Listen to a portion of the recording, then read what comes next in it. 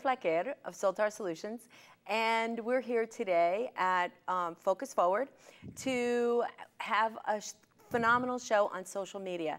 I've been looking forward to this show for such a long time because social media is such an important thing and people are so confused about it. So today our first guest is Eric Mills, and he has a long history as an educator and a curriculum developer. Eric is the founder and CEO of the National Institute of Social Media, so I'm very excited to see Eric here today. Thank you so much for coming, Eric. Thank you for having me, Lauri. So the first thing I'm really interested in finding out is, why don't you tell us a little bit about the National Institute of Social Media? I'd be happy to. The National Institute for Social Media started as more of an idea than anything else. I was involved as an educator, as you mentioned, with the Minnesota State College system. I was a program director for a college called Dakota County Technical College, and during my time in that role, my job was to identify new programs and help find things that could get folks that were out of work, people who were struggling to find a job, into training programs that could help them quickly get back into the workforce. And a lot of times that dived into programs that were in these new emerging fields. And one of the things that kept coming up again and again when we were talking to these folks is, hey, can we get training on social media? And so one of the things that, as an educator, I usually do when looking at new program areas is to say, what organization is out there to help to guide us as educators toward an end goal? And in a lot of cases, that's a certification. And it's true in fields like healthcare, for example. If you're a laboratory technician, you need to go and pursue a specialized certification within these different areas of your clinical laboratory studies. So now I have to interrupt you. Yes, go ahead. Who exactly was asking about these classes? Was it the potential students, or was it maybe corporations? It was a little bit of both, actually. Oh, okay. We dealt a lot with, a lot of students came through our programs, so we asked them a lot of questions, and after our courses that we had, we would have follow-up questionnaires saying, what else can we run? What other programs might you be interested in? And a lot of times social media was coming up on those surveys that we gave out.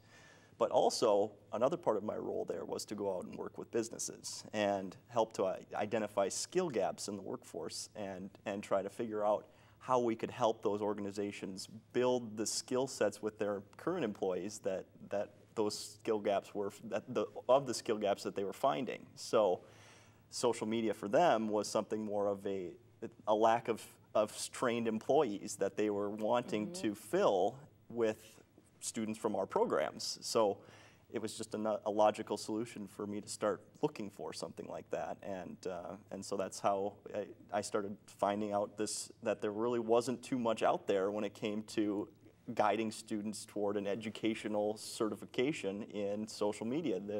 The program, the organization to guide students just didn't exist. And so I found that interesting, and it was something that I felt was a need that wasn't being filled. And so that led us to research out how to get an organization started to accomplish that, and that's where the National Institute for Social Media comes in. So how did you start getting involved to even to even know where to look to figure out what that certification would entail? It was a long process. It was just I started out by actually looking for people that knew more about it than I did. As an educator, we have to be well versed in a lot of different topic areas, and as a program director in particular, we have to be able to find the resources that we need to help to build these programs up. And so my first step was to go out and search for a local resource. And in this case, I found an organization called Social Media Breakfast, which is a national organization for social media, people who are interested in social media to network and build relationships. And their founder it happened to be they created this chapter in the Twin Cities, and their chapter happens to be the largest chapter in the country. And, really? Yes, with over 2,300 members right here in the Twin Cities area. Really? So I approached the founder of this Minneapolis-St. Paul chapter about what his thoughts were on an idea like what I was thinking about, and he said, you know, I really don't think that there's anything out there that exists as to what you're telling me. And then I followed up with the question by asking, do you think that people who are in your trainings and in the network groups that you are hosting here, do you think those folks would find value if something like that were to be created? And he said, absolutely. I wouldn't know where to begin, he said, but he said, absolutely, that would be something that I think that would be very helpful for them. So how did you begin? Well, my first step was to figure out how other certification programs got their starts, because every organization has a start somewhere. And even for something as challenging as I knew this would be, I knew that there had to be a logical starting point. And so I went out and I researched that a lot of certifying agencies, these organizations that offer certifications, for example, the Project Management Institute, the American Society for Clinical Pathology, the American Radiological Technologists Association, all of these groups that offer these credentialing programs all follow the same standard methodology in developing certifications. So it was like a recipe? Yeah, it's a step-by-step process that organizations can take to ensure that what you're creating is really measuring industry standards and doing it in a way that is highly valid and is something that not just any one person can create. It has to be a group effort, which is all part of that process. So when exactly did you start this process of creating the certification? Yep, it was back in early September of 2011. So we haven't been around very long to this point, but most of the time that we've been spending is just getting everything, all of our ducks in a row. You know, it's a lot of work to kind of get everything to accomplish those steps that we have to follow. So that started in September, and we're here today, and things are really moving forward quickly. So where are you now? Tell us. We have gone through a lot of work, many ups, many downs, but we're at the point now where we are taking the last final steps in developing our certification, and within a very short period of time, we should be ready to release the first iteration of our certification to the public. So I'm very excited about that, and I'm looking forward to it. It's going to be a tremendous culmination of a lot of work. So I have a question. Are you planning to change the name of the organization? Am I planning to change the name of the organization? Because from what I understand, you're being contacted by people in other countries about the certification, so it may not be the National Institute. Well, it's true. I mean, there are organizations that have contacted us from international communities that have contacted us. Nothing has been finalized to this point, but in terms of the name, I think we still like the name, but I guess we'll come to that cross that bridge when we come to it. But as of now, we're still the National Institute for Social Media. Okay, excellent. And then I have a question about why this is so important to you. I know that you have a personal story about this. Right. So why don't you tell us about that? Well, a very long time ago. I mean, as young as I look, I've had a lot. I've gone to college, done all the same things, made a lot of the mistakes that you make as a young person. And actually, back when I was a freshman in college, I worked for my college. I worked for the housing department of the college that I went to, and that's when Facebook was just coming out. It was when everybody was like, "Oh, you need to get on this new cool thing called Facebook." And at the time, I was like, "Well, what is it? I don't know what it's all about." So I went along with my friends, created a profile page and things like that. And as many of us are when we're that young, we don't consider all the things that go along with that sort of a public image that is so accessible by anybody. And we'll just say that at some point or another, images that were not the most professional were put online, and my employers discovered those, and I actually was fired from my job because of Facebook.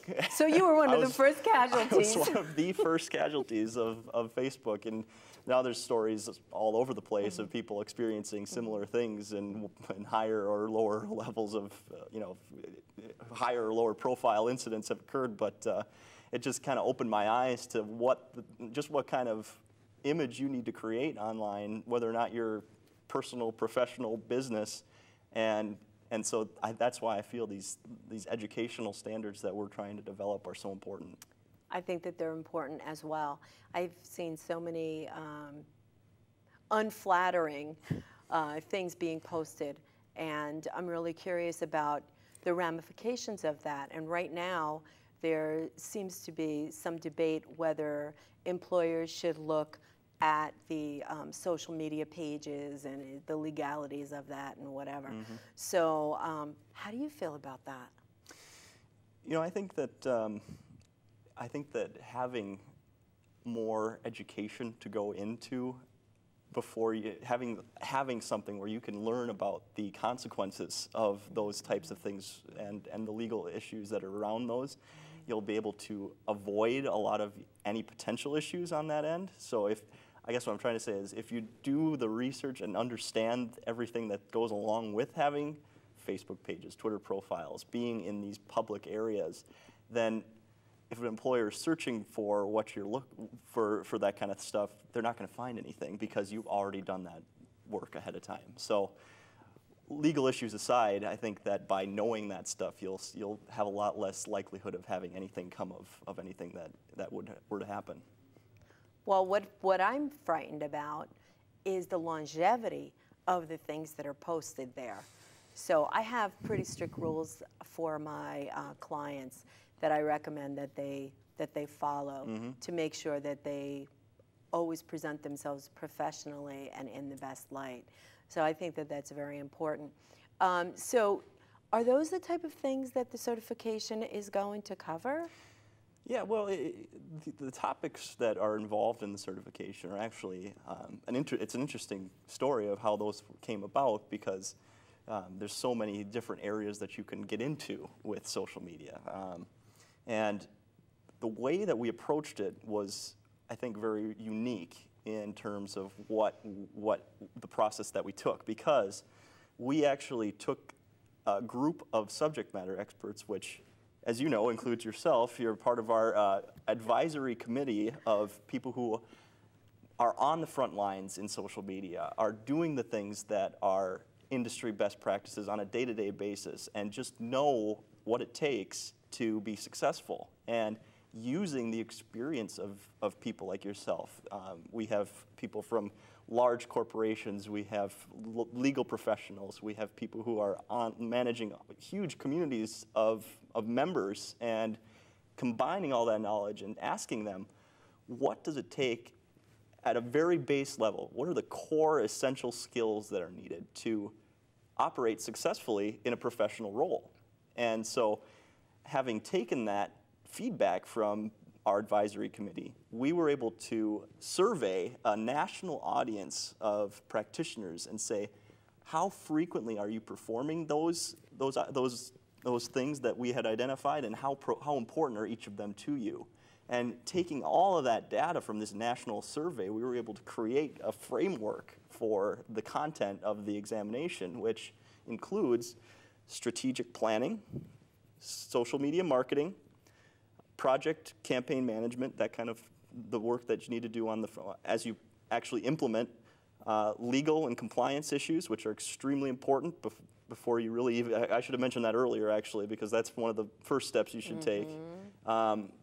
It's community management, and finally, analyzing and researching what you need to do with all this data that you get from that process. So research and analysis, which is the last section. So it's a very, I think, well-rounded body of knowledge that we use for measuring a candidate's competency. So I think it's a very comprehensive product.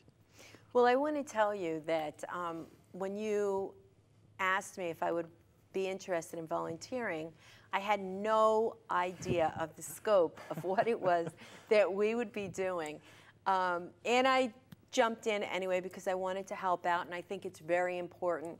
One of the issues that I've found with social media is, looking at the employment, the advertisements for employment, it seems like they want people to be able to do all the social media, and then they want them to be able to do the marketing and answer the phones and do this and do that. And I think to do the social media job properly, you have got to dedicate that time to that. And I think because it's kind of nebulous, employers don't understand how much time that actually takes and the focus that is necessary to do that. But let me say that one of the best experiences I've had recently has been through volunteering for the advisory committee. And the reason why it's because it's given me much broader understanding of the issues of social media. I've got to understand more of the legalities of it, more of the strategy of it, so many different things. And then the other thing is actually going through the creation of that exam. It's really been eye-opening. So I've really loved it. So a lot of times people ask, well, if I volunteer, what am I going to get out of that? And I don't know that there's always the answer readily available, but every time I volunteer, I get so much of a growth opportunity from it and a better understanding and the inside scoop on how this is created.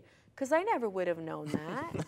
But it's been wonderful. Well, and plus meeting a lot of other great people. Exactly. Well, you've been doing a great job, and so has everybody else on the board. I mean, it's been great getting to know you folks as well. So that's, again, thank you. I can't thank you enough. Well, you're welcome. It's been great for me too. So tell me, what's next? Well, next is a lot of work. Okay. So we've done a lot of work, and we've got more work to do. We want to partner with educators, because a question that is coming up more and more now is, well, you have this cool program that I'm interested in. How can I learn how, I want to learn how to pass that certification. I want to learn how to earn that credential. Mm-hmm. And so what we are working on, and what we're really finding a lot of already interest in, is we want to partner with colleges across the nation and across the world, really. I mean, that's, now that we already mentioned our international potential, but more importantly, just nationally, we want to try to get as many colleges and universities involved in this process, because program directors at these colleges are in the same situation that I was. Yes. They're looking for programs they're looking for something that they can use to say, all right, if I do A, B, C, D for these students, then I can get them to the next level. I can get them over that hump. And that's really, I think, where we're going to be able to help them out the most, is we're going to help them establish this program so they don't have to reinvent the wheel every time. Then a lot of people don't have the budgets right now, especially in education, to develop brand new programs from scratch. So we've taken all this time and effort to develop this body of knowledge. So we want to help distribute it across the educational environment of the nation. So we're going to work very hard to really try to extend our network as much as possible and get these programs implemented so students who are interested in getting involved in the field of social media can have that opportunity. We're trying to educate the next generation of social media professionals, and that's... Well, that's phenomenal. So we're going to have to wrap this up, which I can't even believe that this has gone like that.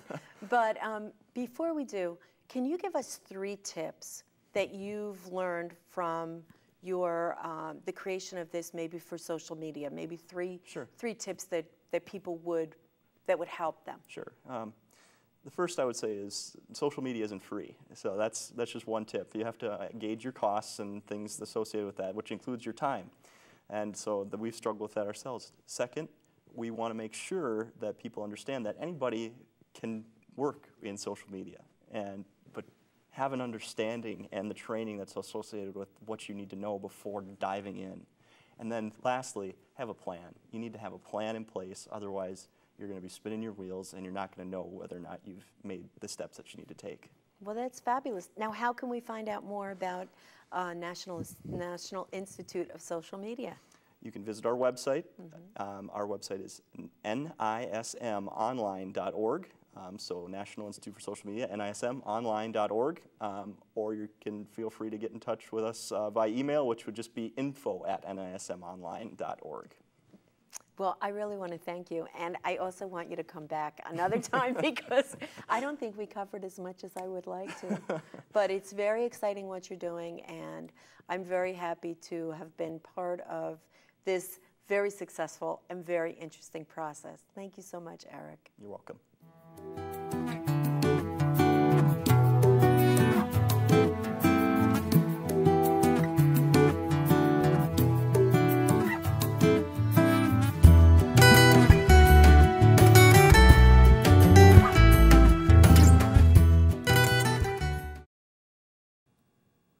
Hey, I'm Robert Dempsey with your tips from the net. And today I want to tell you that it is all about the audience. Yes, that's right. People have told us forever, oh, it's not about you, it's all about your clients, and well, they're right. So how do you know, though, who these folks really are? Now, the best way to know who your clients are, who your prospects are, is to ask, talk with them, right? Find out just more about them, get the personal details, and then capture all of that information, put it in a database, and then mine that information. But that's getting a little bit beyond the topic today. So outside of talking to people, though, how can you really understand who these folks are? Let's say you're trying to approach Twitter or Facebook, and you want to know, are my ideal clients even there? Well, I got a resource for you, and that resource is quantcast.com. That's QUANTCAST.com.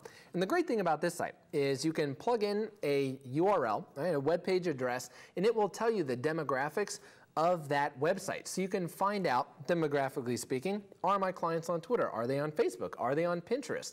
You can also add a Quantcast tag. It's a little bit of code that you can put onto your website that can actually figure out this information about the people that visit your website too. And so that's definitely something that I recommend you doing. Now, also in referencing social media on this, take some time to find out if the websites that you are going to be spending your time on, so Twitter, Facebook, or LinkedIn, or what have you, right? Number one, are your ideal clients even there? And number two, take the time to look at, well, what do they do once they're there? So I was talking with Lauri about Pinterest, right? So Pinterest, very different from Facebook, very different from Twitter, very different from LinkedIn. So the goal is to understand how people use the site, what they're saying, and then to determine, okay, should I spend my time there? And all of that information will help you to answer that yes or no. So that's it for today.